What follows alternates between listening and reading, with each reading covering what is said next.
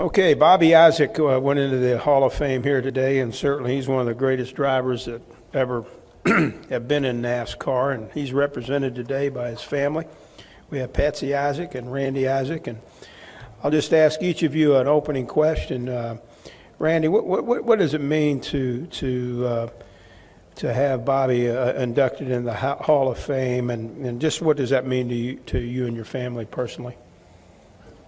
Okay, it's just such a feeling of pride. That's what I feel is pride. I know that when I go home, all my friends, my family, everyone will congratulate me, and it just makes me proud to be the son of a NASCAR hero. Well, thank you. And Patsy, you certainly gave a wonderful acceptance speech there today. Let's talk about some of the memories you have of being at the racetrack with Bobby. Well, thank you so much. I am just so happy and proud that Bobby's been recognized into the Hall of Fame. He had his big days in the early 70s, and sometimes people tend to forget those years. So just so grateful and thankful for that. We had quite a different experience at the racetracks than people do today. Women weren't allowed in the pits.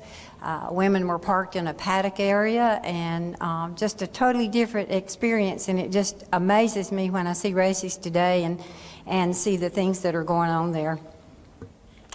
Thank you very much. We'll take a couple questions now for Patsy or Randy. If you have one, raise your hand. We'll start there with Wolfgang right there in the middle, and then we'll go with Kenny Bruce. Wolfgang Monzer from Germany, Ranchwood Press Agency. Is your family still involved in motor racing in one part or another? No. We'll go over here left to Kenny Bruce to the left. Kenny Bruce with NASCAR.com. Patsy, I think you referenced this in your speech out there. You talked about when Bobby got out of the car. I've heard several versions of that story. I've heard that didn't happen, that it did happen. Can you kind of set the record straight on that?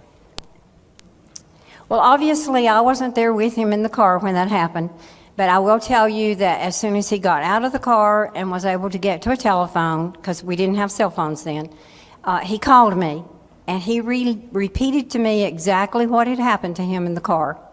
And he said a voice told him that he needed to get out of the car.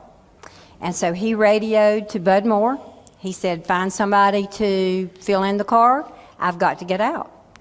And I don't know what that experience was. I don't know if he felt it, it was an intuition, or if it was actually a verbal voice. I don't know that, but I know that it impacted him enough that he was not going to stay in the race car.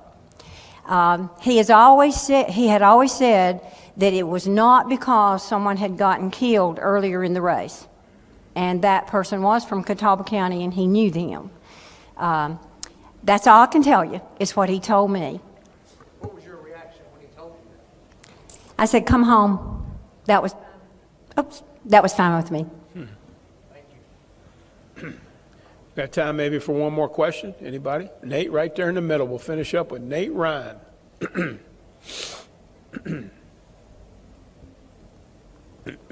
Nate Ryan, NBC Sports. I was looking at Bobby's stats, and there was that 1969 season when he won 17 times, 19 poles, but yet he finished 6th in the points. Did you ever hear him say anything about that? About, man, I can't believe that he'd won that many times and not won the championship, the one that got away maybe? He had a lot of DNQs. That's why. They ran a lot of races that year too. Patsy and Randy, we really, really appreciate it. We're very, very proud of your family. Bobby certainly was a great contributor to our sport, and we're just very, very proud that he's in the Hall of Fame. Thank you so much. Thank you. Thank you.